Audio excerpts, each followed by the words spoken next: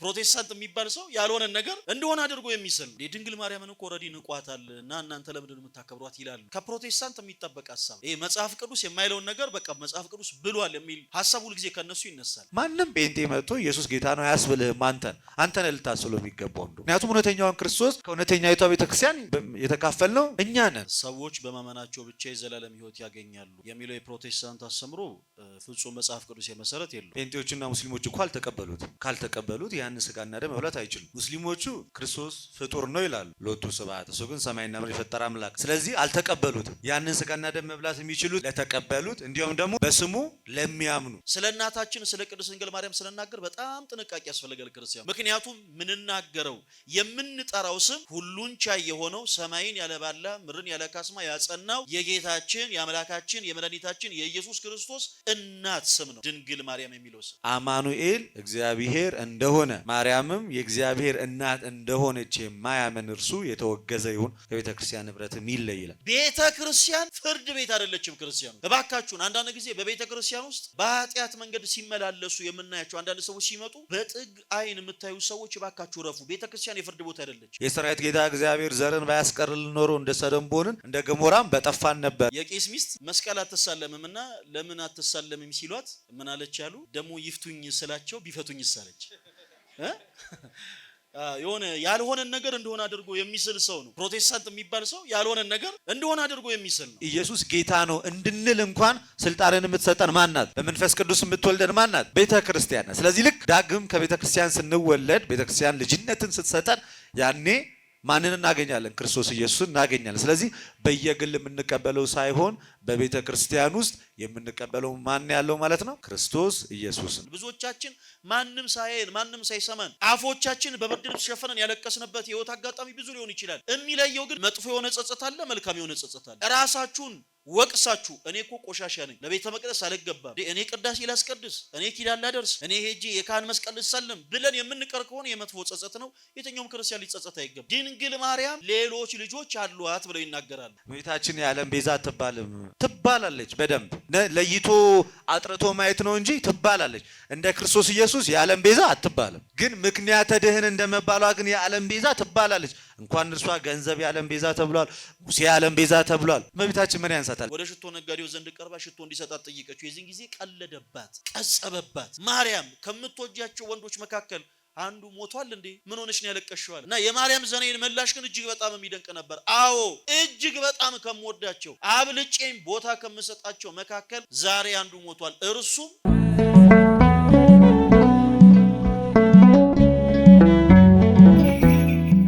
ክቡራን ካህናተ ቤተ ክርስቲያን፣ ወንድሞች ዲያቆናት፣ በዚህ ችለት የተገኛችሁ ኦርቶዶክሳውያን ኦርቶዶክሳውያት በወደደን እስከ ሞት ድረስ ጨክኖ ባፈቀረን በአምላካችን በልዑል እግዚአብሔር ስም እንደምን አደራችሁ?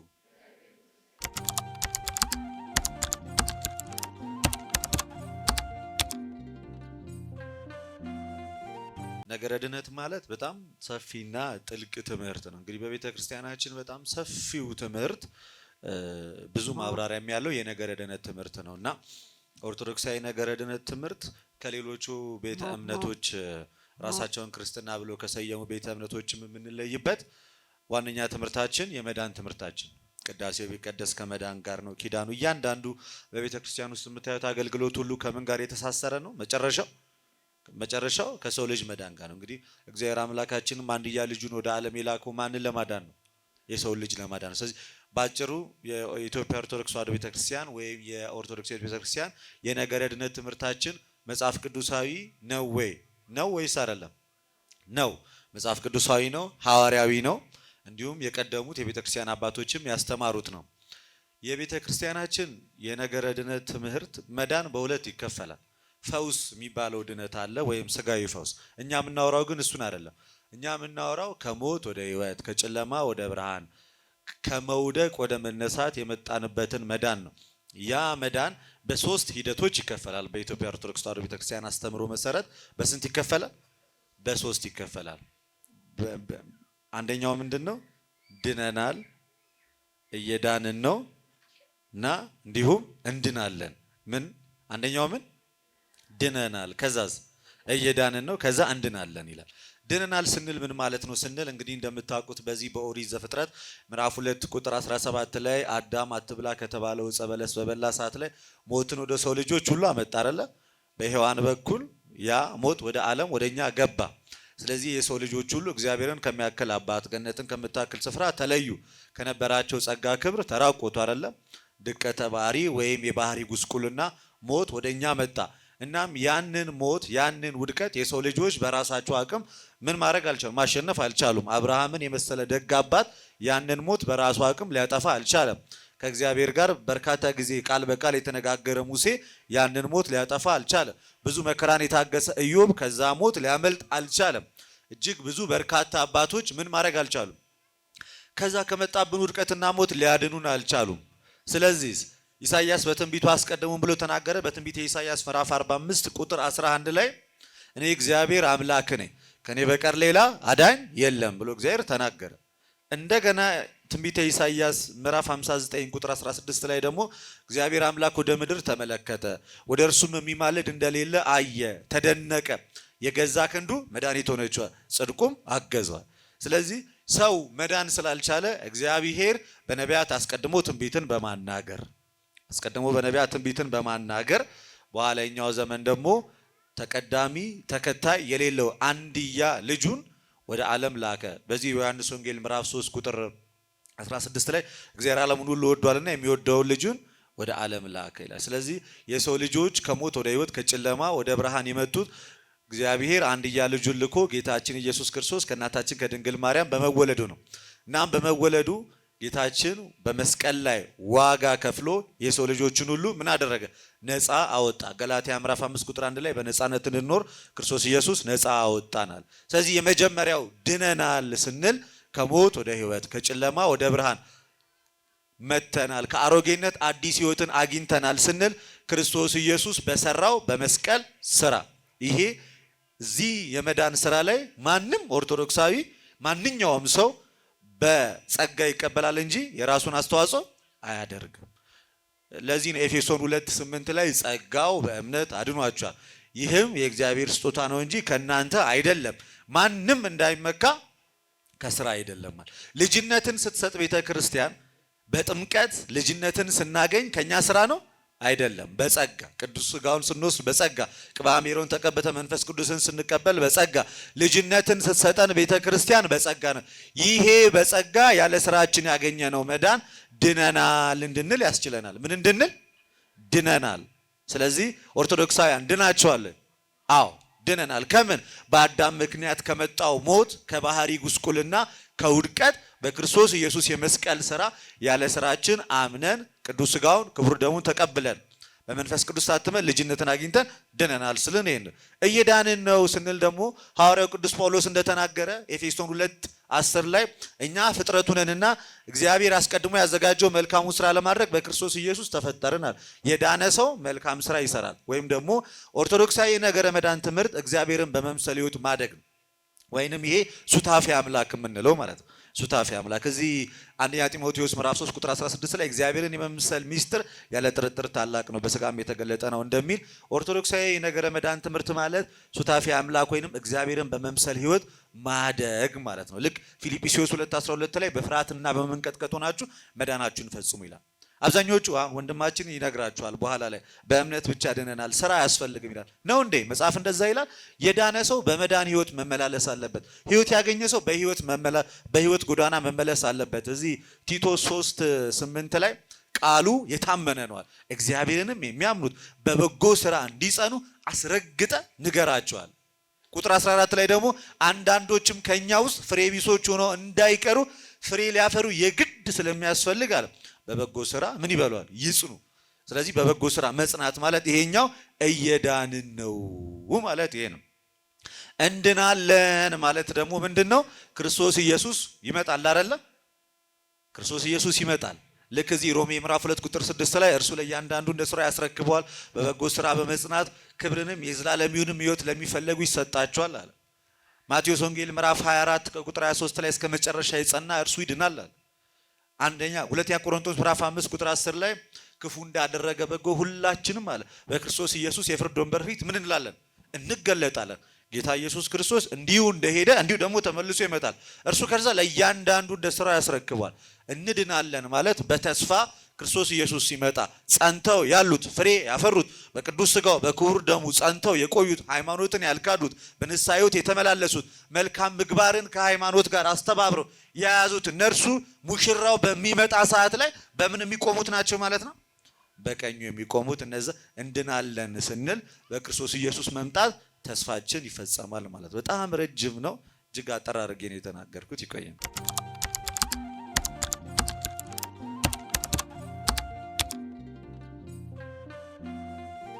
ሰዎች በማመናቸው ብቻ የዘላለም ሕይወት ያገኛሉ የሚለው የፕሮቴስታንት አስተምሮ ፍጹም መጽሐፍ ቅዱስ መሰረት የለውም። እንግዲህ መጽሐፍ ቅዱስን ስንመለከት ቅድም ስለ መዳን ትምህርት ቅድም መምህራችን ልደተ ቃል በደንብ በሰፊው አንስተውታል። ስለ ኢኒሺያል ሳልቬሽን የምናወራ ከሆነ ሰዎች የክርስትና ሕይወትን የሚጀምሩት በመዳን ነው። ያንን የክርስትና ሕይወት ሲጀምሩ በመዳን ነው የሚጀምሩት። ምንም አይነት ነገር መስራት አይጠበቅባቸው። ነገር ግን አንድ በክርስቶስ ኢየሱስ አምኖ የዳነ ሰው የዘላለም ሕይወትን የሚወርሰው በማመኑ ብቻ ነው ወይ ስንል ግን መጽሐፍ ቅዱስ ከዚህ የራቀ የሆነ ትምህርትን ነው የሚያስተምረን። በዚህ በዮሐንስ ወንጌል ምዕራፍ 15 ከቁጥር 1 ጀምሮ ስትመለከቱ የእምነታችን ጀማሪና ፈጻሚ የሆነው ጌታችን መድኃኒታችን ኢየሱስ ክርስቶስ እንዲህ ይለናል፣ እኔ እውነተኛ የወይን ግንድ ነኝ፣ ገበሬውም ደግሞ አባቴ ነው ይላል። ከቃሉ ጋር ናችሁ? እኔ እውነተኛ የወይን ግንድ ነኝ፣ ገበሬውም ደግሞ ማን ነው? አባቴ ነው። ፍሬ የማያፈራውን በእኔ ላይ ያለውን ቅርንጫፍ ሁሉ ያስወግደዋል፣ ፍሬ የሚያፈራውን ሁሉ ደግሞ አብዝቶ እንዲያፈራ ያጠረዋል ይላል። ከዛ ቁጥር 6 ላይ ወረድ ብላችሁ ስትመለከቱ በእኔ የማይኖር ቢሆን እንደ ቅርንጫፍ ወደ ውጭ ይጣላል፣ እነርሱንም ሰብስበው ወደ እሳት ይጥሏቸዋል፣ ያቃጥሉማቸዋል ይላል። አንድ ሰው በክርስቶስ ኢየሱስ የማያመን ከሆነ በክርስቶስ ኢየሱስ የማይኖር ከሆነ ከክርስቶስ ጋር እድል ፈንታ የለውም። በክርስቶስ አምኖ መልካም ፍሬን የሚያፈራ ሰው ቁጥር 2 ላይ እንደተጠቀሰው በክርስቶስ ኢየሱስ አምኖ መልካም ፍሬን የሚያፈራ ሰው በዮሐንስ ወንጌል ምዕራፍ 15 ከቁጥር 2 ላይ ጌታችን ኢየሱስ እንደተናገረ የክርስቶስ ኢየሱስ አባት አብዝቶ እንዲያፈራ ያጠረዋል። በክርስቶስ አምኖ ግን መልካም ፍሬን የማያፈራ ከሆነ ግን ይወገዳል ነው የሚለው ቃሉ ባጭሩ። በክርስቶስ ኢየሱስ አምኖ መልካም ፍሬ የማያፈራ ሁሉ ምን ይላል? ይወገዳል። ያዕቆብ ለዚህ ነው በያዕቆብ መልእክቱ ምዕራፍ 2 ከቁጥር 14 ላይ ወንድሞች ሆይ እምነት አለኝ የሚል ስራ ግን የሌለው ሰው ቢኖር እምነቱ ምን ይጠቅመዋል አለ። ሰዎች በክርስቶስ ኢየሱስ አምነው መልካም ፍሬን የማያፈሩ ከሆነ መልካም ስራን የማይሰሩ ከሆነ እምነቱ ማመኑ ብቻው ምን ይጠቅመዋል አለ። እውነተኛ የወይን ግንድ የሆነው ጌታችን ኢየሱስ ክርስቶስ ነው። ሰዎች በማመን እውነተኛ ከሆነው ከወይን ግንድ ጋር ይጣበቃሉ፣ ቅርንጫፍ ይሆናሉ። ቅርንጫፍ የሆኑ ሰዎች ምን ማለት ነው? በክርስቶስ ኢየሱስ ያመኑ ሰዎች መልካም ፍሬ በማፍራት እምነታቸው መግለጽ አለባቸው። ለዛም ነው ቅዱስ ቤተክርስቲያናችን እንዲህ አይነቱን አስተምህሮ አጋንንታዊ ትምህርት ነው ብላ የምታወግዘው። ለዚህ ነው ያዕቆብ በዚህ በመልእክቱ ምዕራፍ 2 ቁጥር 14 ላይ ወንድሞች ሆይ እምነት አለኝ የሚል ነገር ግን ስራ የሌለው ሰው ቢኖር እምነቱ ምን ይጠቅማል ያለው ለዛ ነው። ከዛ በኋላ ቁጥር 20 ላይ ወረድ ብሎ እንደዚህ ይላል፣ ከስራ የተለየ እምነት በራሱ የሞተ ነው አለ። እሺ ሁላችሁም አንድ ላይ በሉ፣ ከስራ የተለየ እምነት በራሱ የሞተ ነው። ለዛ ነው ቅዱስ ያዕቆብ በቃ ከስራ የተለየ እምነት በራሱ የሞተ ነው ያለው ለዛ ነው። እንዲሁም ቅድም ሲጠቀስ ነበረ ቅዱስ ጳውሎስ በሮሚ መልእክቱ ምዕራፍ 2 ከቁጥር 7 ላይ በበጎ ስራ በመጽናት ምስጋናን ክብርን የማይጠፋ ሕይወትን ለሚፈልጉ እርሱ ጌታችን ኢየሱስ ክርስቶስ የዘላለምን ሕይወት ይሰጣቸዋል ያለው ለዛ ነው። ስለዚህ ሰዎች በክርስቶስ ኢየሱስ አምነው በበጎ ስራ የሚጸኑ ከሆነ የዘላለም ሕይወትን ያገኛሉ። ነገር ግን በክርስቶስ ኢየሱስ አምነናል፣ አንድ ጊዜ ድነናል፣ አንድ ጊዜ ጸድቀናል፣ ከዚህ በኋላ መልካም ስራ መስራት አይጠበቅብንም፣ በበጎ ስራ መጽናት አይጠበቅብንም የሚል አስተምህሮ ግን ከመጽሐፍ ቅዱስ እውነት የራቀ ኢ መጽሐፍ ቅዱስ የሆነ አስተምህሮ ነው።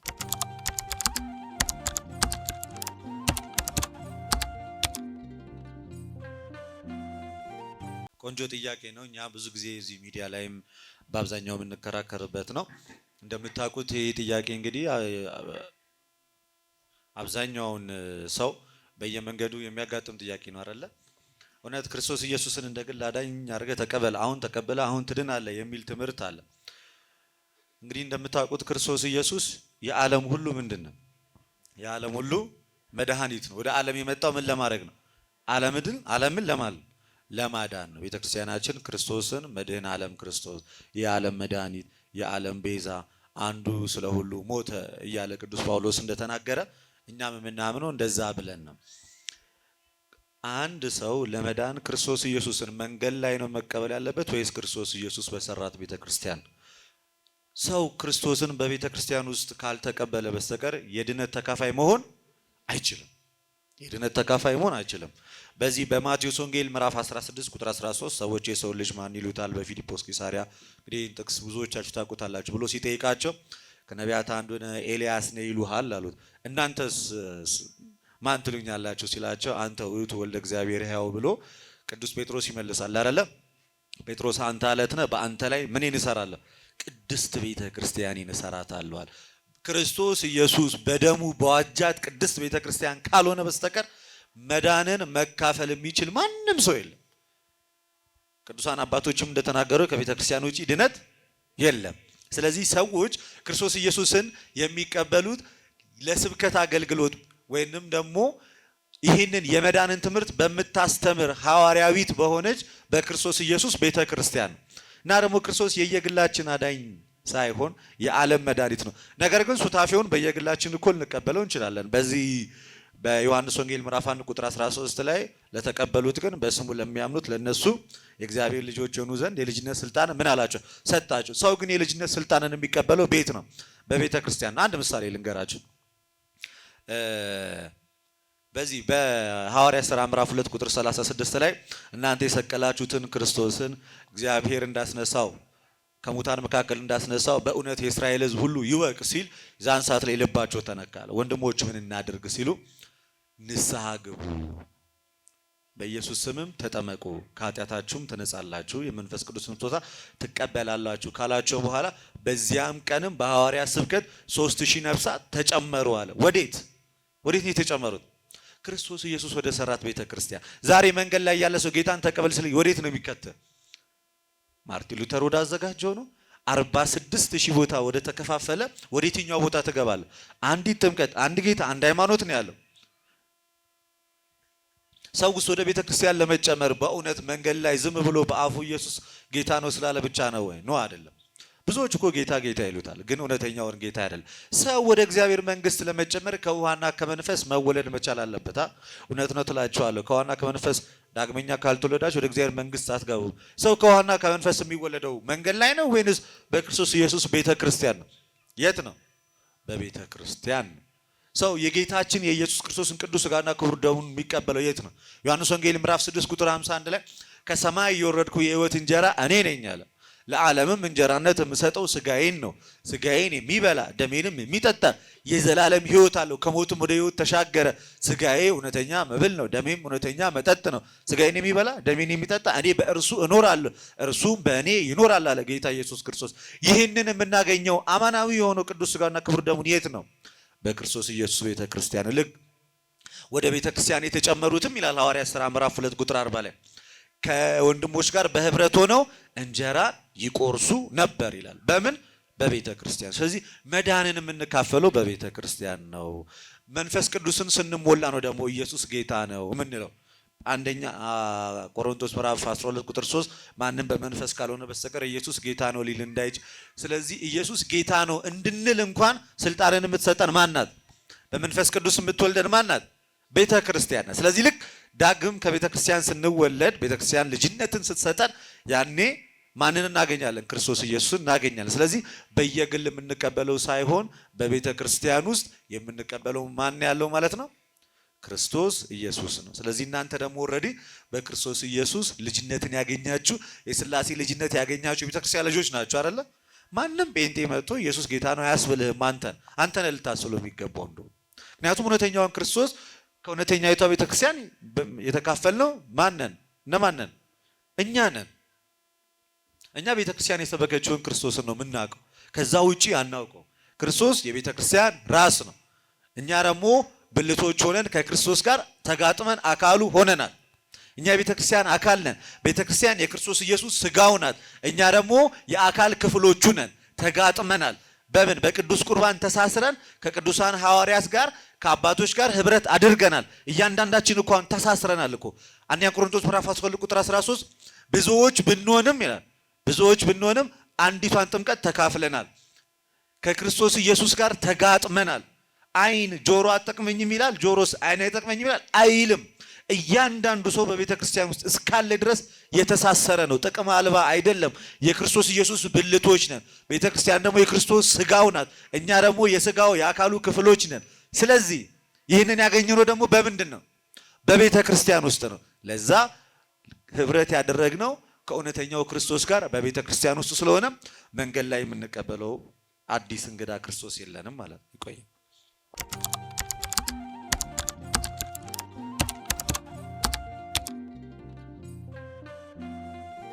እንዲህ አይነት ጥያቄዎች የሚነሱት የክርስቶስን እናት ድንግል ማርያምን ካለማወቅ ነው።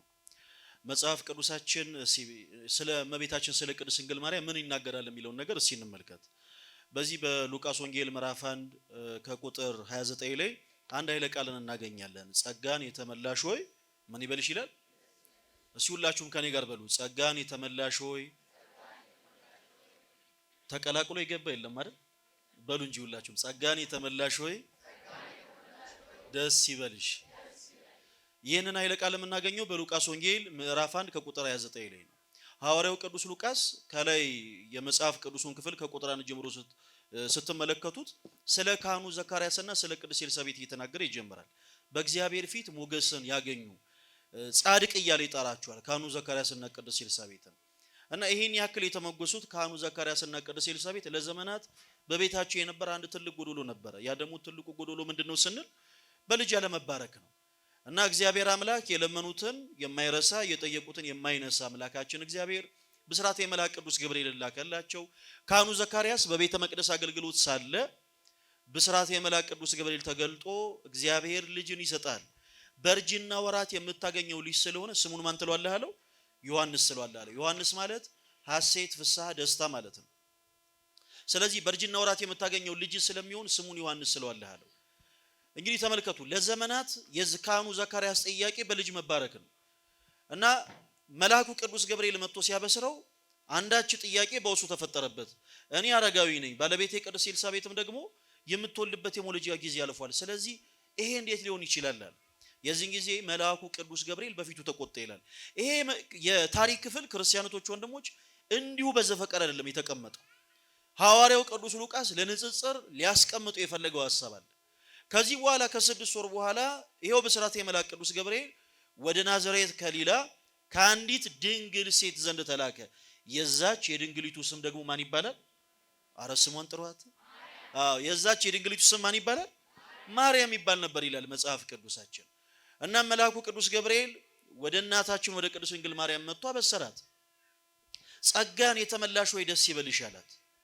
አንቺ ከሴቶች ሁሉ ተለይተሽ ምን ያልሽ ነሽ? የተባረክሽ ነሽ። የማኅፀንሽ ፍሬ ደግሞ ምን ያለ ነው? የተባረከ ነው። ከሶስቱ ቅዱስ አንዱን ቅዱስ ወልጃለሽ፣ ስሙንም ኢየሱስ ትይዋለሽ አላት። በዚህ ጊዜ ልክ ካህኑ ዘካርያስ መልአኩ ገብርኤልን ጥያቄ እንደጠየቀው ሁሉ እናታችን ቅድስት ድንግል ማርያም ብስራተ መልአክ ቅዱስ ገብርኤልን ጠይቀው ነበረ። እኔ ወንድ ስለማላቅ ይሄ እንዴት ይሆናል አለች። ቁጥር 34 ላይ ክርስቲያኖች ወንድሞች፣ ወንድ ሳላቅና ወንድ ስለማላቅ የተለያዩ ነገሮች ናቸው። ወንድ ሳላቅ ከሆነ ሳላገባ ማለት ነው። ከቃሉ ጋር ናቸው አይደለ? አዎ። ሳላገባ በትዳር ሳልባረክ እንዴት ወላለሁ ነው ወንድ ሳላቅ። እናታችን ቅድስት ድንግል ማርያም ግን ለዘላለም ወንድ የማወቅ ፍላጎት ስለሌላት ወንድ ስለማላቅ ነው ያለችው። ወንድ ስለማላቅ ይሄ እንዴት ይሆናል አለች። በዚህ ጊዜ መልአኩ ቅዱስ ገብርኤል ቃሏን በቃል ነው ያሸነፈው። የእናታችን የቅድስት ድንግል ማርያምን ንጽህናዋን፣ ቅድስናዋን፣ ክብሯን በመጽሐፍ ቅዱስ ማስረጃ ካለማወቅ ካለመረዳት የተነሳ ብዙ ጊዜ የክደት ቃልን ብዙዎች በሷ ላይ ይሰነዝራሉ። ስለ እናታችን ስለ ቅድስት ድንግል ማርያም ስለናገር በጣም ጥንቃቄ ያስፈልጋል ክርስቲያኖች። ምክንያቱም ምንናገረው የምንጠራው ስም ሁሉን ቻይ የሆነው ሰማይን ያለባላ ምድርን ያለ ካስማ ያጸናው የጌታችን የአምላካችን የመድኃኒታችን የኢየሱስ ክርስቶስ እናት ስም ነው ድንግል ማርያም የሚለው ስም። እናም መልአኩ ቅዱስ ገብርኤል ቃሏን በቃል አሸነፈ። ተመልከቱ፣ ከ6 ወር በፊት ወደ ዘካርያስ በተላከ ጊዜ ግን በፊቱ ተቆጣ ነው የሚለው። ብስራተ መልአክ ቅዱስ ገብርኤል እንደውም ሊቃውንት ሚስጥርን ሲያመሰጥሩ ምን ይላሉ? በዛን ወቅት ወደ ሌላ ሰው ቢሆን ኖሮ የተላከው ካህኑ ዘካርያስን እንደተቆጣ ይቆጣ ነበረ። ነገር ግን በፊቱ የቆመችው የክርስቶስ እናት ድንግል ማርያም ስለሆነች ቃሏን በቃል አሸነፈ ይላል። ለዛም ነው ቅዱስ ኤፍሬም በውዳሴ ማርያማችን ላይ የአቢ ክብራ ለማርያምን ሁሉም ቅዱሳን ያለው ከሁሉም ቅዱሳን ይልቅ የማን ክብር ይበልጣል? በሉ እንጂ በደንብ የማርያም ክብር ይበልጣል ከሁሉም ቅዱሳን ይልቅ። ለምንድን ስንል ቅዱስ ኤፍሬም እንዲህ ይላል፣ ይእቲ ታቢም ኪሩቤል ወተፈደፍድም ሱራፌል እስመ ኮነ ታቦተ ለአሐዱ ዘእምቅድስት ሥላሴ። ይህች ከኪሩቤል ትበልጣለች ከሱራፌልም ትበልጣለች። ምክንያቱም ከሶስቱ ቅዱስ ለአንዱ ቅዱስ ሆናለች፣ ማደሪያ ሆናለች። ይህንን መለኮት በማህፀኗ የያዘችን እናት ከእንደገና ስጋዊ ፍትወት አማራት ማለት እጅግ በጣም ከባድ ነው። እንደው ምንም እንኳን መጽሐፍ ቅዱስ የማስረጃ ባንሰጣቸው፣ እንደው መጽሐፍ ቅዱስን ገልጠን እንኳን ለነሱ መልስ መስጠት ቢያቅተን እንኳን ክርስቲያኖች ወንድሞች በድንግል ማርያም ማህፀን እኮ የተከናወነው ሰማያዊ ሚስጥር ነው። እነ ጴጥሮስ እነ ጳውሎስ ክርስቶስ ልባቸውን አንድ ጊዜ ነክቶት ዓለምን ረስተዋል። ጳውሎስ አሳዳጅ ነበረ። የሊቀ ዲያቆናት የቅዱስ የሰማዕቱ የእስጢፋኖስን ደም ካፈሰሱ ሰዎች መካከል ነው ቅዱስ ጳውሎስ። ዛሬ በቅዳሴያችን ብርሃነ ዓለም እንለዋለን። ቅዱስ ጳውሎስ ክርስቶስ ልቡን ስለነካ የደማስቆ ምርኮኛ ስለነበር ዓለምን እስከ መጨረሻው ነው የረሳት። ታዲያ ድንግል ማርያም ክርስቶስን ያክል ጌታ በማህፀኗ ተሸክማ ከእንደገና ዓለማዊ ሆነ ህይወት አእምሮ አሳስዋት ነበር ማለት አይከብድም? ይሄ እጅግ በጣም ከባድ ነው። እና በዚህ መጽሐፍ ቅዱሳችን ክፍል ላይ ቅዱስ ገብርኤል ቃሏን በቃል አሸነፈ ይላል። ቃሏን በቃል አሸነፈ። በእውኑ ለእግዚአብሔር የሚሳነው ነገር አለን አላት። እናታችን ቅድስት ድንግል ማርያም መለሰች፣ አይ ለእግዚአብሔር ለአምላኬ የሚሳነው ነገር የለም። እኔ ለእግዚአብሔር ምን ሆነኝ አለች? ባሪያው ነኝ አለች። ሔዋን ንግሥትነትም ተመኝታ ከገነት ወጥተን ነበረ። የክርስቶስ እናት የሆነችው ድንግል ማርያም ግን የአምላክ እናት ሆኛለሽ እየተባለች እኔ ለእግዚአብሔር ምን ሆነኝ አለች? ባሪያው ነኝ፣ እንደ ቃል ይደረግልኝ አለች። እዚህ የመጽሐፍ ቅዱስ ክፍል ላይ ክርስቲያኖች እንዲሁ ታሪክ አይደለም የተቀመጠው፣ እጅግ ጥልቅ የሆነ ሚስጥር ነው የተቀመጠው። እና አንዳንድ ሰዎች መጽሐፍ ቅዱሳዊ የሆነ ሐሳብን ያነሱና እንደው መጽሐፍ ቅዱስ ያልሆኑ ትምህርቶች ማለት እንዴት ነው መሰላችሁ? የመጽሐፍ ቅዱስ ጥቅስ ያነሱና ነገር ግን ከመጽሐፍ ቅዱስ ውጪ የሆኑ ሰው ሰራሽ የሆኑ ትምህርቶችን አብረው ደግሞ ያስቀምጣሉ። እና በዚህ በማቴዎስ ወንጌል ምዕራፍ 13 ከቁጥር 54 ላይ ያለን ኃይለ ቃል አንስተው ድንግል ማርያም ሌሎች ልጆች አሏት ብለው ይናገራሉ። ለመሆኑ የመጽሐፍ ቅዱሱ ክፍል ምንድነው የሚለው? እስኪ አንድ ላይ እንመልከት። በማቴዎስ ወንጌል ምዕራፍ 13 ከቁጥር 54 ላይ እንደዚህ ይላል፣ ወደ ገዛ ሀገሩ መጥቶ እስኪገረሙ ድረስ በምኩራባቸው ያስተምራቸው ነበር እና በዛ የነበሩ ጸሐፍት ፈሪሳውያን ይሄን ሁሉ ጥበብና ታምራት ይህ ከወዴት አገኘዋሉ? እንደምታውቁት የአይሁድ ሁለት መሰረታዊ ችግር ነበረባቸው። አንደኛ ቅድም መምህራችን ሲያነሱት ነበረ፣ በማቴዎስ ወንጌል ላይ እንደተጻፈ በፊልጶስ ቂሳሪያ ደቀ መዛሙርቱን ሰብስቦ ጌታችን ኢየሱስ ክርስቶስ መኔ ብለኒ ሰብል ወለጉ አለማየው ብሎ ጠይቋቸው ነበረ። ሰዎች እኔን ማን ይሉኛል ብሎ በጠየቀ ጊዜ ሰዎች የሚሉትን ነገር ሁሉ ለክርስቶስ ነግረውት ነበረ። እናንተስ ደግሞ እኔን ማን ትሉኛላችሁ ሲላቸው ጴጥሮስ ከተቀመጠበት ብድግ ብሎ አንተ ውእቱ ክርስቶስ ወለ እግዚአብሔር ሕያው አለው። በዚህ ዕለትነት ላይ ነው ቤተክርስቲያናችን የታነጸችው። እና ክርስቶስ የእግዚአብሔር ልጅ ማለት አይፈልጉም አይሁዶች። በቃ እንደኛው ተራ ሰው ነው ብለው ነው የሚያምኑት። አንደኛው መሰረታዊ ችግራቸው ይሄ ነው። ሌላው ሁለተኛው ደግሞ ትልቁ ችግራቸው ክርስቶስ ከድንግል ማርያም ያለ ዘራ ብእሲ የተወለደው የሚለውን አስተምሮ ማመንም መቀበልም አይፈልጉም። በቃ ልክ እንደኛ በሰው ፈቃድ ከሚስተር ኤክስ እና ከሚስተር ዋይ ነው የተወለደው ብለው ያምናሉ እንጂ በእግዚአብሔር ሚስጥራዊ በሆነ አሰራር ያለ ዘራ ብእሲ ከግብረ መንፈስ ቅዱስ ነው የተወለደው ብለው በፍጹም አያምኑ። እናም ይህን ሁሉ ጥበብና ታምራት ይህ ከወዴት አገኘው? ይህ የጸራቢው የዮሴፍ ልጅ አይደለምን? እናቱስ ማርያም ትባል የለምን? ወንድሞቹስ ያዕቆብ፣ ይሁዳ፣ ስምዖን፣ ይሁዳ አይደሉምን? እህቶቹስ ሁሉ በእኛ ዘንድ አይደሉምን? እንኪያስ ይህን ሁሉ ጥበብና ታምራት ይህ ከወዴት አገኘው ብለው ተናገሩ ይላል። እስኪ ቃሉን ሁላችሁም አንድ ላይ ከኔ ጋር በሉ። እነዚህ ሰዎች የተናገሩትን ቃል አንድ ላይ እንለዋለን። ይህ በሉ እስኪ የጸራቢው የዮሴፍ ልጅ አይደለምን? እናቱስ ማርያም ትባል የለምን? ወንድሞቹስ ያዕቆብ፣ ስምዖን፣ ይሁዳ፣ ይሁዳ አይደሉምን? እህቶቹስ ሁሉ በእኛ ዘንድ ያሉ አይደሉምን? መልካም። ይህንን ብለው ተናገሩ። እነዚህ ሰዎች እንግዲህ ልብ በሉ በክርስቶስ ያላመኑ ሰዎች ናቸው። በዚህ በማቴዎስ ወንጌል ምዕራፍ 13 ከቁጥር 57 መጨረሻው የመጽሐፍ ቅዱስን ክፍል ስትመለከቱ ጌታችን ኢየሱስ ክርስቶስ ባለማመናቸው ምክንያት በዚያ አንዳች ታምር ሳያደርግ ሄደ ይላል። ይሄን ቃል የተናገሩ ሰዎች በክርስቶስ ያላመኑ ሰዎች ናቸው።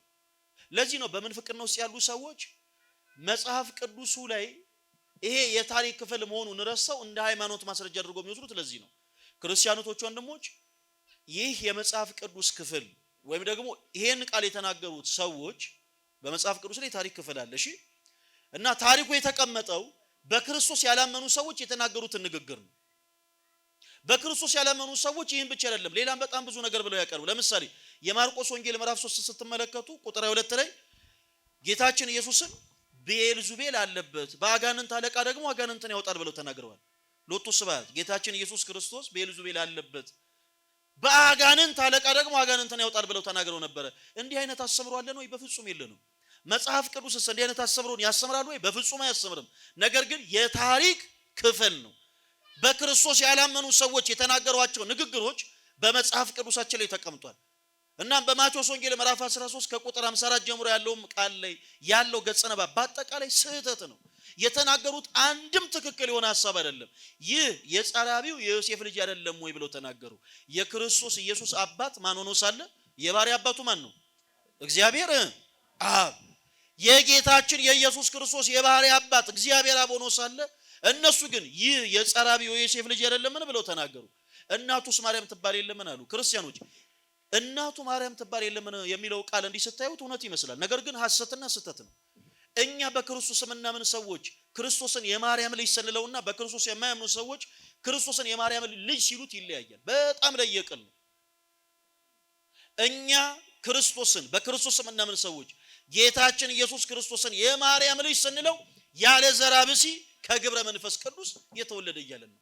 በክርስቶስ የማያምኑ ሰዎች ግን የማርያም ልጅ ሲሉት በሰው ፈቃድ እንዲሁ የተወለደ ሰው ነው ለማለት የንቀት ቃልን አዘል የሆነ ቃል አጠቃቀም እየተጠቀሙ ነው የተናገሩት። ስለዚህ ይሄ የጸራቢው ልጅ አይደለምን? እናቱስ ማርያም ትባል የለምን? ወንድሞቹስ ያዕቆብ፣ ይሁዳ፣ ስምዖን፣ ይሁዳ አይደሉምን? እህቶቹስ ሁሉ በእኛ ዘንድ ያሉ አይደሉምን ብለው ተናገሩ። አሁን እቺ ወንድሞቹ እህቶቹ የምትለውን ቃል አንስተው ፕሮቴስታንት የሆኑ እህቶቹ ወንድሞች ለካ ድንግል ማርያም ከክርስቶስ ውጪ ሌሎች ልጆች ወልዳለች ይላሉ። ይሄ ሞኝነት ነው። በማቴዎስ ወንጌል ምዕራፍ 12 ስናሳጥረው ባጭሩ በማቴዎስ ወንጌል ምዕራፍ 12 ከቁጥር 50 ላይ የእምነታችን ጀማሪና ፈጻሚ የሆነው ጌታችን ኢየሱስ እንዲህ ይላል፣ የአባቴን ፈቃድ የሚፈጽም ሁሉ እርሱ ወንድሜ ነው ይላል። ቃሉን እስቲ አንድ ላይ በሉ። የአባቴን ፈቃድ የሚፈጽም ሁሉ በሉ እስቲ እርሱ ወንድሜ ነው። በቃ ይሄ ቃል ለጆሮአችን አይቆረቆርም። ከቃሉ ጋር ናችሁ? እነ ያዕቆብ፣ እነ ይሁዳ፣ እነ ይሁዳ፣ እነ ስምዖን ብቻ ሳይሆን ቅዱስ ጳውሎስም የጌታ የኢየሱስ ክርስቶስ ወንድም ተብሎ ተጠርቷል። እንዲህ አይነቱ ቃል ለኛ ለጆሮአችን አይቆረቆርም። እርግጥ ነው ክርስቶስ እንደተናገረ የአባቴን ፈቃድ የሚፈጽም ሁሉ እርሱ ምን ነው ብሏል? ወንድሜ ነው ብሏል። ወንድሞች ተብሎ የተጠሩት የጌታችን የኢየሱስ ክርስቶስ የአባቱን ፈቃድ ስለፈጸሙ እንጂ በስጋ ከድንግል ማርያም ስለተወለዱ አይደለም።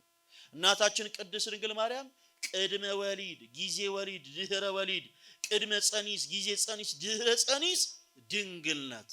በእውነት ለስም አጠራሯ ክብር ይግባት።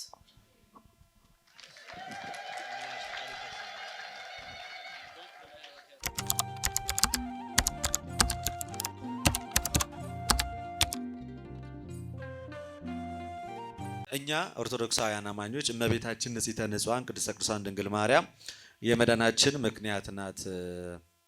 የመዳናችን ምክንያት ናት፣ ምክንያተ ድህናት ብለን ስናምን እውነት መጽሐፍ ቅዱስ ይደግፈናል ወይ? አብዛኞቹ እንግዲህ እንደምታውቁት እመቤታችን ድንግል ማርያም ካላት በጣም በርካታ ክብሮች ዋነኛውና በጣም ትልቁ የትኛው ነው? የትኛው ይመስላችኋል? እመቤታችን በቃ በጣም ትልቅ ክብር ያሰጣት ምን መባላ ነው? ምን መባላ ነው? በጣም ጎበዝ ወላዲተ አምላክ መባላ ነው። እስኪ አንዴ ወላዲተ አምላክ በሉ። ይሄ እመቤታችን ብቻ እሷና እሷ ብቻ የምትጠራበት ስም። ማንም ከሷ በኋላ አምላክን የወለደ የለ፣ ሊወልደው የሚችል የለ፣ ከሷ በፊትም የወለደው አልነበረም። በብቸኝነት ከስላሴ አካል አንዱን ወልደ እጓለ እመሕያውን የወለደች ማናት? እመቤታችን ናት። ስለዚህ የእመቤታችን ትልቁ ክብራ ምን ማለት ነው? ትልቁ ክብራ አምላክን መውለዷ ነው። ለዛ ነው ታላቁ ቄርሎስ በ12ቱ የውግዘት ቃሉ ላይ በመጀመሪያው ላይ አማኑኤል እግዚአብሔር እንደሆነ ማርያምም የእግዚአብሔር እናት እንደሆነች የማያምን እርሱ የተወገዘ ይሁን ከቤተ ክርስቲያን ንብረትም ይለይ ይላል።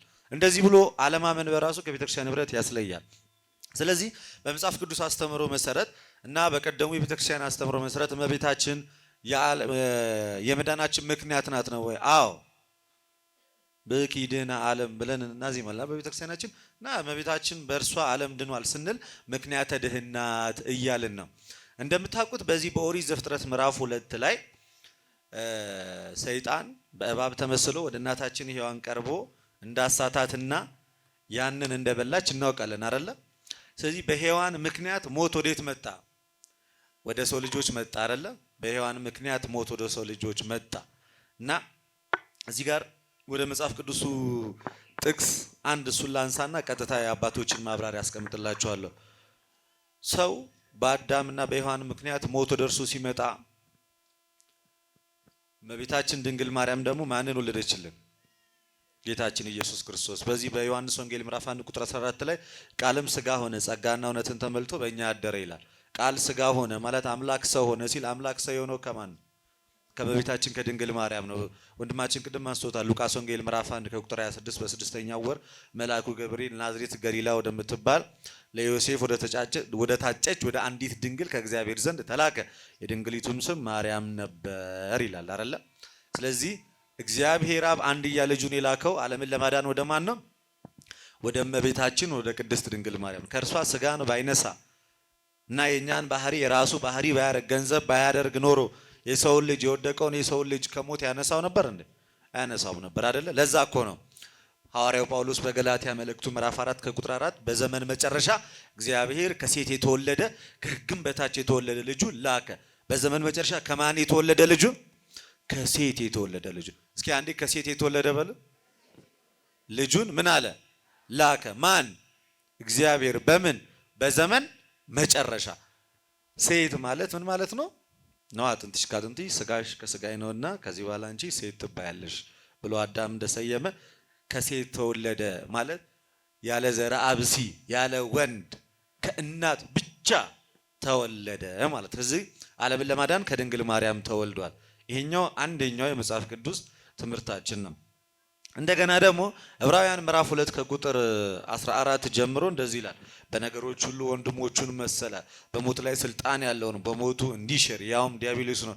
በዘመናቸው ሁሉ በሞት ፍርሃት በባህርነት ታስሮ የነበሩትን ሁሉ ነፃ እንዲያወጣ በስጋና በደም ተካፈለ። የአብርሃምን ዘር ይዟል እንጂ የያዘው የማን አይደለም? የመላእክትን አይደለም ማለት። ስለዚህ የአብርሃምን ዘር ይዟል እና በስጋና በደም ተካፈለ ሲል በስጋና በደም የተካፈለው ከማን ነው? ጌታ ኢየሱስ ክርስቶስ ከእናታችን ከንጽሕተ ንጹሐን ከቅድስተ ቅዱሳን ከድንግል ማርያም ከእርሷ ከአንዲት ንጽሕት ድንግል ዘርን ባይካፈል ኖሮ ምን ባላደረገ ነበር? ባላዳነን ነበር። በትንቢተ ኢሳይያስ ምዕራፍ 1 ከቁጥር 9 ላይ ምንድን ነው የሚለው?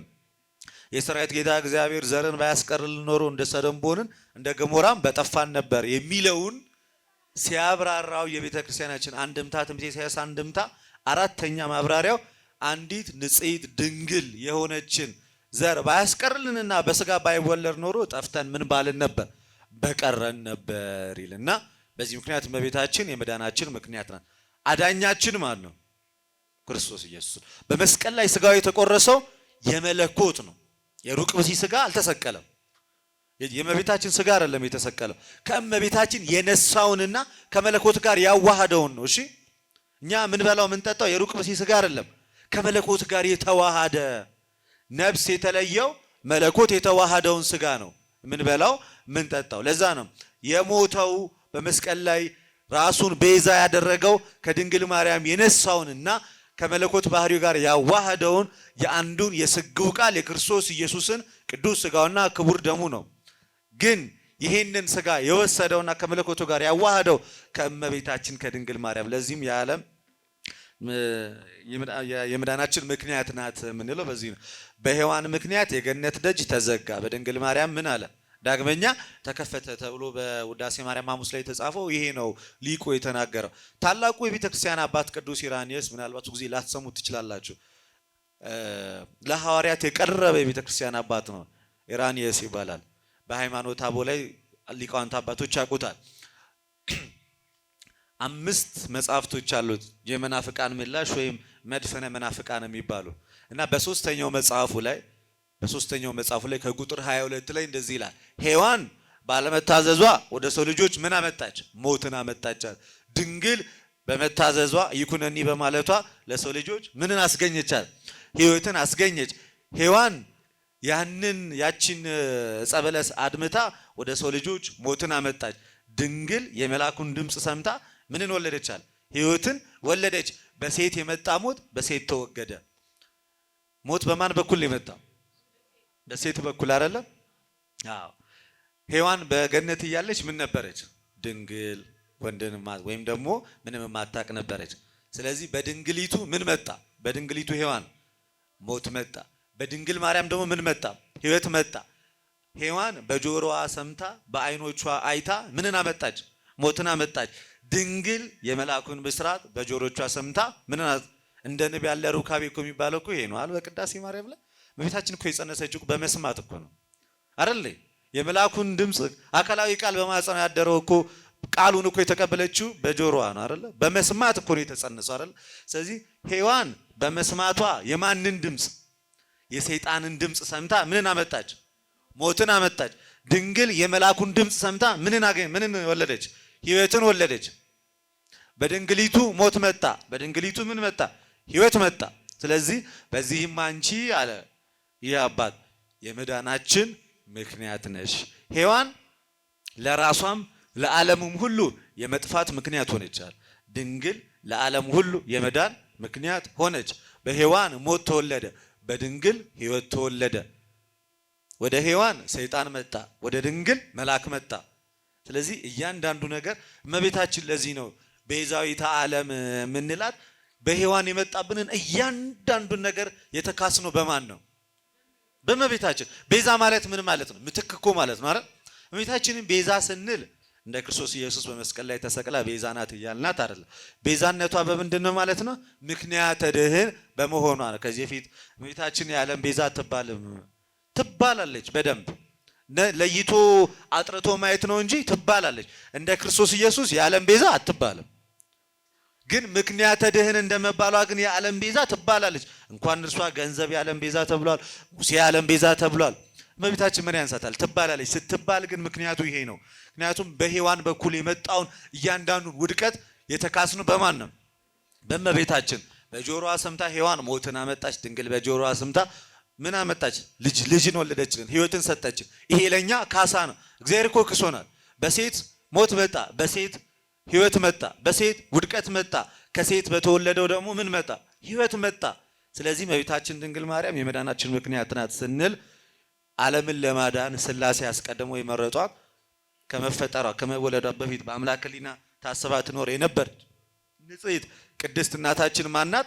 ንጽሕተ ንጹሐን ቅድስተ ቅዱሳን ድንግል ማርያም ናት። ለዛ ነው እመቤታችንን በጣም አብዝተን መጠጊያ የምናደርገው። ለምን ይመስላችኋል? የመማፀኛ ከተማችን ናት እያለን በዚህ ልክ ወደ እሷ የምንጠጋው በልጇ በኢየሱስ ክርስቶስ ያገኘነው መዳን ከእርሷ በነሳው ስጋ ስለሆነ ነው። ከእርሷ በነሳው ስጋ ነው። ሰው ሁሉ ወድቆ በነበረ ሰዓት ላይ አዝነን ተክዘን በነበርን ሰዓት ላይ እግዚአብሔር አብ ወደ ምድር ተመልክቶ ንጹሕ ቅዱስ አንድ ያገኘው ማንን ነው? እመቤታችን ቅድስተ ቅዱሳን ንጽሕተ ንጹሐን ድንግል ማርያምን። እሷ እድፍ ጉድፍ የሌለባት ንጹሕ፣ የአዳም ውድቀት ያላገኛት፣ እርኩሰት የሌለባት፣ በሐሳቧም ድንግል፣ በሕሊናዋም ድንግል፣ በአንደበቷም ድንግል፣ በሁሉም ነገር ንጹሕ ቅዱስ ንጽሕት ወደ ሆነችው ልጁን ማላከ። እግዚአብሔር አብ ልጁን አንድያ ልጁን ወደ እርሷ ላከ። ልጇ ክርስቶስ ኢየሱስም ከእርሷ ተወለደ። ከእርሷ ባይወለድ ኖሮ ምን ባላለን ነበር? ባልሞተ ነበር። ሞቶም ደግሞ ሕይወትን ባልሰጠ ነበር። ሕይወታችን የተወገደው በማን ነው? ሞታችን የተወገደው በማን ነው? በክርስቶስ ኢየሱስ ነው አይደለ? የእኛን ሞት ለመሞት የሚሞት ስጋችንን ገንዘብ ያደረገው ከማን ነው?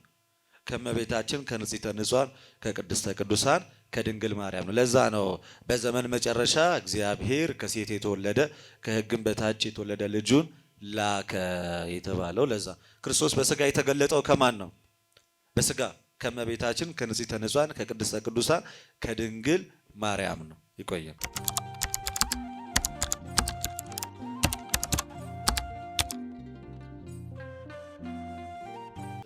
ብዙ ጊዜ እንግዲህ ሰዎች በኃጢአት መንገድ ሲመላለሱ ኃጢአትን ስንሰራ በኃጢአት ስንወድቅ ሁለት አይነት ጸጸት በሰው ሕይወት ውስጥ ያጋጥማል። አንደኛው መልካም የሆነ ጸጸት ነው። አንደኛው ምን አይነት ጸጸት ነው አልኳችሁ? መልካም የሆነ ጸጸት ነው። ሁለተኛው ደግሞ መጥፎ የሆነ ጸጸት ነው። በክርስቶስ የምናምንኛ መጥፎ የሆነ ጸጸትን ልንጸጸት አይገባም። ክርስቲያኖች ወንድሞች፣ ከሰው ስተት ይላሉ አባቶች፣ ከብረት ዝገት፣ ከእንጨት ደግሞ ምን አይጠፋም? ጭስ አይጠፋም። ከቃሉ ጋር ናችሁ እናቶች? ከሰው ምን አይጠፋም? ስተት አይጠፋም። ከብረትም ዝገት አይጠፋም። ከእንጨትም ደግሞ ምን አይጠፋም? ጭስ አይጠፋም። የቤተክርስቲያናችን ሊቅ ቅዱስ ዮሐንስ አፈወርቅ ምን ይላል? መውደቅ አዳማይ ነው፣ ወድቆ አለመነሳት ግን አጋንንታዊ ነው ይላል። ስለዚህ ሰው በክርስቶስ ኢየሱስ አምኖ እለት እለት በሚኖረው ክርስቲያናዊ በሆነ ተጋድሎ ሲኖር ሊሳሳት ይችላል፣ በኃጢአት መንገድ ሊመላለስ ይችላል። ነገር ግን መጥፎ የሆነ ጸጸትን ተጸጽቶ ከቤተ ክርስቲያን መራቅ መፍትሄ አይደለም። ዛሬ ይሄ ጉባኤ በዚህ ያክል ደረጃ ሰው እንዲቀንሶ ልንመለከት የቻልነው መጥፎ የሆነ ጸጸትን የሚጸጸቱ ሰዎች እንዳሉ አንዱ ማሳያ ስለሆነ ነው። ሰው ስተትን ይሰራል፣ ክርስቶስን ይበድላል፣ ክርስቶስን ያስቀይማል። ነገር ግን ቀደም እንዳልነው ቅዱስ ዮሐንስ አፈወርቅ እንዳለው ወድቆ መቅረት የለበትም። ወድቆ ምን ማለት አለበት? መነሳት። ወድቀን የምንነሳው ደግሞ በቅዱስ ቤተክርስቲያናችን ቅጥር ግቢ ውስጥ ብቻ ነው። ምን ማለት ነው ያስንል? መልካም የሆነ ጸጸት ልንጸጸት ይገባል። መልካም የሆነ ጸጸት ወደ ክርስቶስ ኢየሱስ የሚያንደረድረን፣ ወደ ንስሐ ሕይወት የሚያንደረድረን፣ ወደ ቅዱስ ቁርባኑ የሚያንደረድረን። አንዳንድ ጊዜ እንደው ከአይምሮ በላይ የሆኑ ችግሮች ይገጥሙናል። ሰዎች ነን። አሁን እንዲህ ነጠላ ለብሰን ስንታይ ክርስቶስ ነውራችንን ከልሎ ነውራችንን ሸፍኖ በደላችንን የትላንት ማንነታችን አስረስቶ ነው በዚህ የቅድስና አውደ ምሕረት ላይ ሰበሰበን። በእውነት ስሙ ከምድር ማለት እስከ ዓለም ጫፍ የተመሰገነ ይሁን። ትላንት የሰራነውን ግን እኛና እግዚአብሔር ነን የምናውቀው። ትላንት የነበርንበትን ቦታ፣ ትላንት የነበርነን ውሎ፣ ትላንት የቆየንበትን ቦታ እግዚአብሔር አምላክ ያውቃል፣ እኛም እናውቃለን። ከወደቅንበት ከዛ ኃጢአት ከወደቅንበት የወደቀ ማንነት፣ ይሄ የቆሸሸ ስራ፣ የቆሸሸ ኃጢአት ልንነጻ የምንችለው በክርስቶስ ኢየሱስ ብቻ ነው። በማን ነው አልኳችሁ? ከነፍስ ድፋምነት ስሜት ልንነጻ የምንችለው በክርስቶስ ነው። ክርስቲያኖች ልብሳችሁ ሲቆሽሽ ልብሳችሁ እንዳደፈ መቼም ዕለት ዕለት በተጠራችሁበት ቦታ አትገኙም አይደል? ጥሪ ኖረባችሁም አልኖራችሁም፣ የሆነ ፕሮግራም ኖራችሁም አልኖራችሁም፣ ያደፈ ልብሱን ማንም ይደግማል። በዛው ልክ ደግሞ ነፍሳችን ታድፋ በንስሐ ሕይወት እንድንመላለስ ክርስቶስ ካላጠመን አንጠራም። ይህንን እንዲህ አይነቱን ሐሳብ ስናነሳ እጅግ በጣም ሁልጊዜ በተደጋጋሚ እኛም የምናገለግል መምህራን ቅድስት ቤተክርስቲያናችንን በተደጋጋሚ ስሟን የምናነሳት አንዲት ቅድስት እናት አለች። በረከቷ ይደረብን። ማርያም ዘነይን ትባላለች። ማን ትባላለች አልኳችሁ? ማርያም ዘነይን። ብዙዎች ባለሽቶ ማርያም ወይም ደግሞ ማርያምን ታፍረት ብለው ይጠሯታል። ትክክለኛ ስሟ ግን ማርያም ዘነይን ነው። የማርያም ዘነይን ታሪክ ለሁላችንም ይጠቅመናል ብዬ ስለማስብ ታሪኳን ላካፍላችሁ። ማርያም ዘነይን ክርስቶስ በመንፈሰ ሥጋዌ በነበረበት ዘመን የነበረች ቅድስት እናት ነች እና የሷ በጣም ከሁሉም ቅዱሳን የሚለያት ነገር ምንድነው? ንስሐ የገባችበት መንገድ፣ ወደ ክርስቶስ ራሷን የመለሰችበት መንገድ እጅግ በጣም የተለየ ነበር። ክርስቶስ በመንፈሰ ሥጋዌ በነበረበት ዘመን የነበረች ቅድስት እናት ብትሆንም አንድም ቀን ክርስቶስን በዓይኗ ተመልክታ አታውቅም።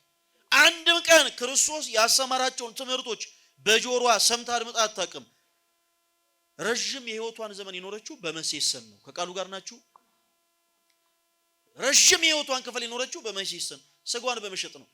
ቤተ ክርስቲያን ፍርድ ቤት አይደለችም። ክርስቲያኖች እባካችሁን አንዳንድ ጊዜ በቤተ ክርስቲያን ውስጥ በኃጢአት መንገድ ሲመላለሱ የምናያቸው አንዳንድ ሰዎች ሲመጡ በጥግ አይን የምታዩ ሰዎች እባካችሁ ረፉ። ቤተ ክርስቲያን የፍርድ ቦታ አይደለችም። ጣታችሁን የምትቀስሩ ሰዎች አባ ገሌ ሌባ ናቸው፣ ዲያቆን ገሌ እንደዚህ ነው፣ አቶ ገሌ የሚባሉ ሰው እንደዚህ አድርጓል እያላችሁ ጣታችሁን የምትቀስሩ ሰዎች እባካችሁ ረፉ። ቤተ ክርስቲያናችን የፍርድ ቦታ ሳትሆን ቤተ ክርስቲያናችን ሐኪም ቤት ነች። ምን አይነት ቤት ነች አልኳችሁ? ሐኪም ቤት ነች። ሰዎች ሕክምና የሚያገኙባት ቤት ናት ቤተ ክርስቲያን እንጂ ፍርድ ቤት አይደለችም። እና ማርያም ዘነይን ረጅም የህይወቷን ጊዜ ኖረችው በመሴሰን ስጋዋን በመሸጥ ነበር። አንድ ቀን በመስታወት ራሷን ስትመለከት ለእያንዳንዱ ዋሳቶቿ ወቀሳን አቀረበች። ለእያንዳንዱ ዋሳቶቿ እናንተ አይኖቼ ነገ እኮ ፈሳሾች ናችሁ፣ እናንተ ውበቶቼ ነገ እኮ ረጋፊዎች ናችሁ፣ እናንተ ደምግባቶቼ ነገ እኮ ጠፊዎች ናችሁ እያለች እያለቀሰች ሽፋሽፍቶቿ እስከሚጠቁሩ አይኖቿ እስከሚቀሉ ድረስ እያለቀሰች ራሷን ወቀሰች። ብዙዎቻችሁ እንዲህ አይነት ለቅሶን አልቀሳችሁ ሊሆን ይችላል። ብዙዎቻችን ማንም ሳይን ማንም ሳይሰማን አፎቻችን በብርድ ልብስ ሸፈነን ያለቀስንበት የህይወት አጋጣሚ ብዙ ሊሆን ይችላል። የሚለየው ግን ቅድም ያልኳችሁ ክፍል ላይ ነው። መጥፎ የሆነ ጸጸት አለ፣ መልካም የሆነ ጸጸት አለ። ራሳችሁን ወቅሳችሁ እኔ እኮ ቆሻሻ ነኝ፣ ለቤተ መቅደስ አልገባም እንዴ፣ እኔ ቅዳሴ ላስቀድስ፣ እኔ ኪዳን ላደርስ፣ እኔ ሄጄ የካህን መስቀል ልሳለም ብለን የምንቀር ከሆነ የመጥፎ ጸጸት ነው። የትኛውም ክርስቲያን ሊጸጸት አይገባም።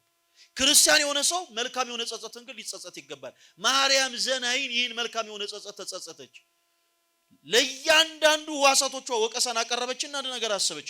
ወደ ክርስቶስ ሄዳ ክርስቶስ ጋር ቀርባ ሽቶ ለእግሮቹ አርከፍክፋ በእንባዎቿ እግሮቹ ልታጠብ አሰበች።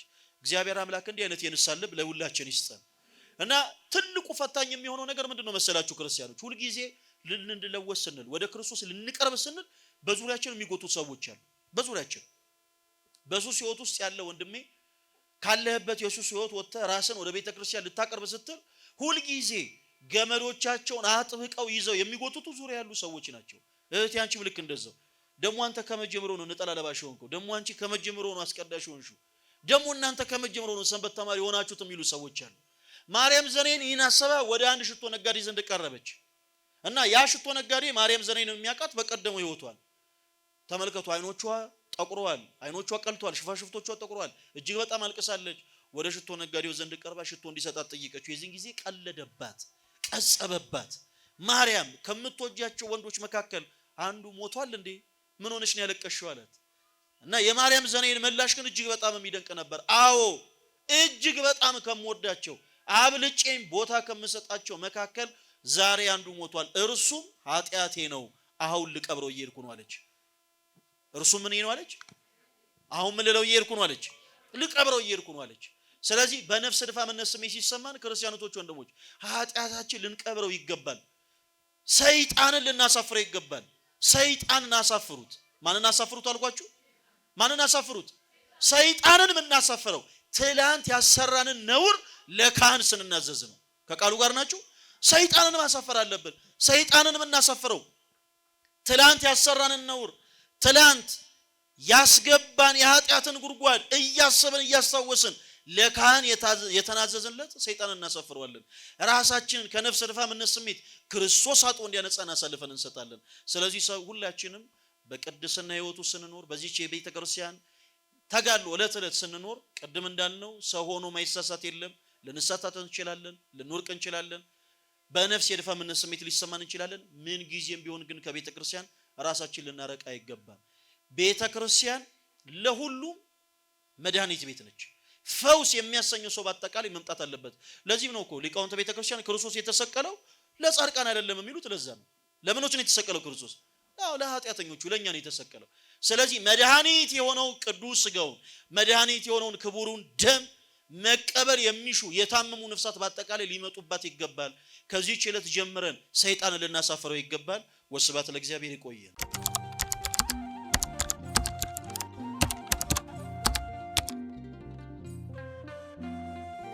መጽሐፉ እንደተናገረ ሥጋዬን ያልበላ ደሜን ያልጠጣ የዘላለም ሕይወት ምን የለውም።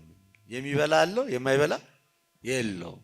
ግን ክርስቶስ ለኛ ብቻ አዳልቶ ነው ወይ እሱን የሰጠው? አይደለም። ምንድን ያለው? በዚህ በማርቆስ ወንጌል ምዕራፍ 16 ቁጥር 15 ወደ ፍጥረት ዓለም ሁሉ ሂዱ፣ ወንጌልን ለማስበኩ ነው የተባለው። ለፍጥረት ሁሉ ስበኩ። እኛ አሁን ኦርቶዶክስ ለተባለው ብቻ አይደለም፣ ለቀዩ አይደለም፣ ለጥቁሩ አይደለም። ሐዋርያት የተላኩት ወደ ዓለም ምንድነው? ዳርቻ ሁሉ ነው። ግንስ አምኖ የተቀበሉት ደግሞ የዚህ በረከት ተሳታፊ ይሆናሉ። ምን እንደሚል ዮሐንስ ወንጌል ምዕራፍ 1 ቁጥር 13 ላይ ለተቀበሉት ግን ጴንጤዎችና ሙስሊሞች እኮ ካልተቀበሉት ያንን ሥጋና ደም መብላት አይችሉም። ሙስሊሞቹ ክርስቶስ ፍጡር ነው ይላሉ፣ ሎቱ ስብሐት፣ እሱ ግን ሰማይና ምድር የፈጠረ አምላክ። ስለዚህ አልተቀበሉትም። ያንን ሥጋና ደም መብላት የሚችሉት ምን የሚሉት? ለተቀበሉት። እንዲሁም ደግሞ ምን ለሚሉ? በስሙ ለሚያምኑ። ፕሮቴስታንቶችም በስሙ አላመኑማ። በእውነተኛው በክርስቶስ ኢየሱስ እኮ አላመኑም እኮ። ክርስቶስ ኢየሱስ የድንግል ማርያም ልጅ ነው፣ አንድ ባህሪ ነው፣ ተቀዳሚ ተከታይ የሌለው የአብ የባህሪ ልጁ ነው ብለው እስካላመኑ ድረስ የክርስቶስ ኢየሱስ እውነተኛው ሥጋ ነው እውነተኛ ደም ነው እስካላሉ ድረስ እናታችን ፕሮቴስታንቶች እኮ የክርስቶስ ሥጋና ደም እውነተኛ ነው ብለው አያምኑ። ስለዚህ ሊያድናቸው አይችሉም ስላላመኑ። ሁለቱም እነዛኛዎቹ ክርስቶስ ኢየሱስ አምላክ ነው ብለው ስላላመኑ የዘላለም ሕይወት ተካፋይ አይደሉም። እነዚህኞቹ ደግሞ ከእውነተኛይቷ ቤተክርስቲያን ስለተለዩና የክርስቶስ ኢየሱስ ቅዱስ ሥጋውና ክቡር ደሙ አማናዊ ነው እውነተኛ ነው ብለው ስላላመኑ ለእነርሱም ይህን የክርስቶስ ሥጋና ደም ምን ሊላቸው አይችልም? ሕይወት ሊሰጣቸው አይችልም። ለእኛስ በስሙ ለምናምን በቤተ ክርስቲያን ውስጥ ላለን እውነተኛውን ሥጋውን ነው ደሙም እውነተኛ ነው ላልን ያድነናል። ግን ወንጌሉ የተሰበከው ለፍጥረት ዓለም በሙሉ ነው። ሐዋርያት ወደ ዓለም ዳርቻ ነው የሄዱት። ወደ ዓለም ሁሉ ሂዱ አሕዛብንም በአብ በወልድ በመንፈስ ቅዱስም እያጠመቃችሁ ደቀ መዛሙርቴ አድርጓቸው ብሎ የተናገረው ለተወሰነ ግሩፕ ብቻ ሳይሆን ወንጌሉ ለፍጥረት ዓለም ነው። ዛሬም እኮ ቤተክርስቲያን ትሰብካለች። ዛሬም እኮ እንጣራለን። ኑ ወደ ክርስቶስ። ክርስቶስ ፍጡር ሳይሆን ፈጣሪ ነው። ክርስቶስ የዓለም መድኃኒት ነው፣ አዳኝ ነው፣ ቤዛ ነው፣ የዘላለም ሕይወት የሚሰጥ ነው።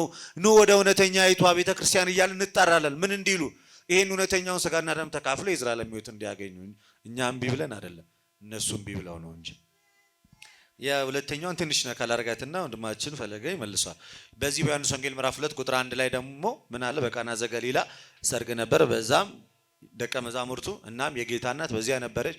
ወይኑም ሲያልቅ እመቤታችን ቅድስት ድንግል ማርያም ወይኑ እኮ የላቸውም አለች። አንቺ ሴት ከአንቺ ጋር ምን አለኝ ማለት በእስራኤላውያን አነጋገር ስድብ ወይም ደግሞ ነቀፌታ አይደለም። እንደዛማ ቢሆን ኖሮ እሷም ቀጠል ብላ የሚላችሁን አድርጉ ለምን ትላለች? ምን እንደሚላችሁ በምን አወቀች? የሚላችሁ ምን አለች? አድርጉ። እንደው ጥያቄዋ ተቀባይነት ባይኖረው ኖሮ በቃ እስኪ እሱን አናግሩት አልነበር ብትላችሁ? ምን ነበር ማለት የነበረባት? በቃ እስኪ እሱን አናግሩት፣ እኔ በቃ የምንም እኮ እኔና አንቺ ማለት እኮ እኔና አንቺ ማለት ምንም የለም ብሏል፣ ስለዚህ እሱን አናግሩት ነበር ማለት የነበረባት። እናትና ልጅ ግን ስለተግባቡ ምን አለች? የሚላችሁን አድርጉ አለች። እሱም ደግሞ ምን አለው? ወይ ጋኖቹን በውሃ ሙሏቸዋል። ልመናዋ መልስ ባያገኝ ኖሮ ባዶ የሆኑት ጋን ውሃ ይሞላ ነበር? አይሞላም ነበር። ስለዚህ ልመናዋ መልስ ስላገኘ ጋኖቹን ውሃ ሞልቷቸዋል።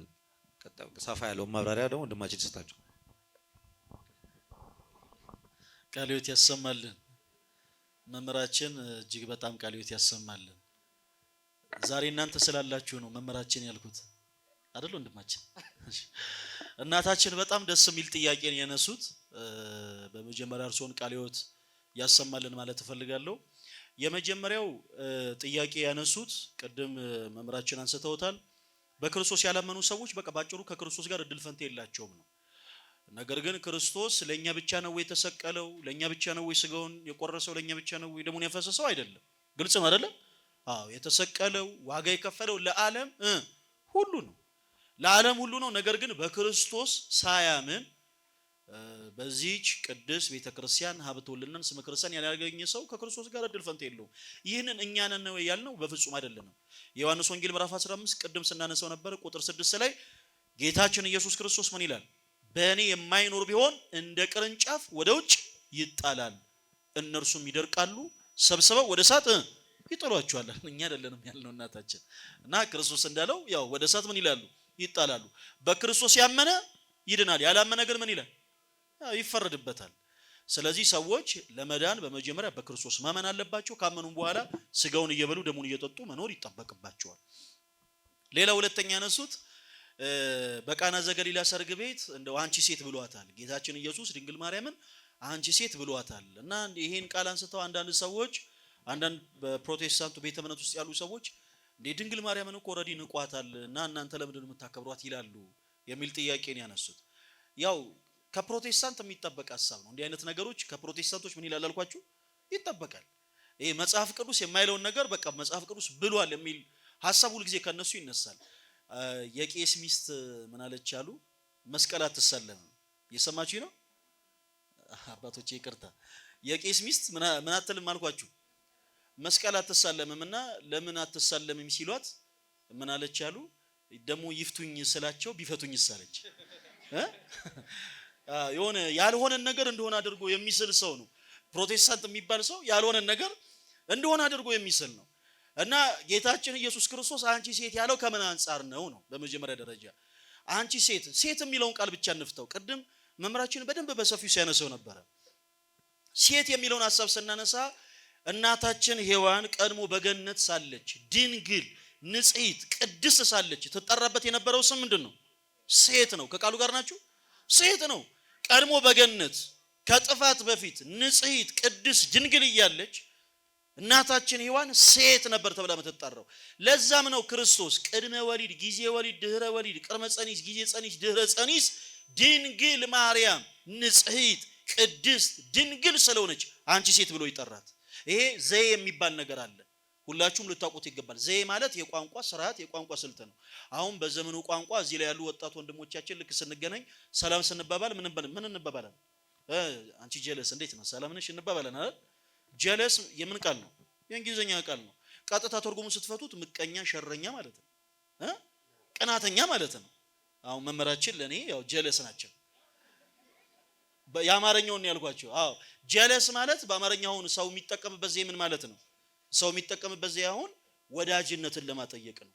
እናም ጌታችን ኢየሱስ ቀድሞ በዛን ሰዓት በነበረው የቋንቋ ዘዬ አንቺ ሴት ያለው ቅድመ ጸኒስ፣ ድህረ ጸኒስ፣ ጊዜ ጸኒስ፣ ቅድመ ወሊድ፣ ድህረ ወሊድ፣ ጊዜ ወሊድ እናታችን ቅድስት ድንግል ማርያም ንጽህናዋን፣ ቅድስናዋን፣ ድንግልናዋን ሲያጠይቅ ነው። በእውነት ክብር ይግባት እናታችን። ቃለ ሕይወት ያሰማልን እናታችን።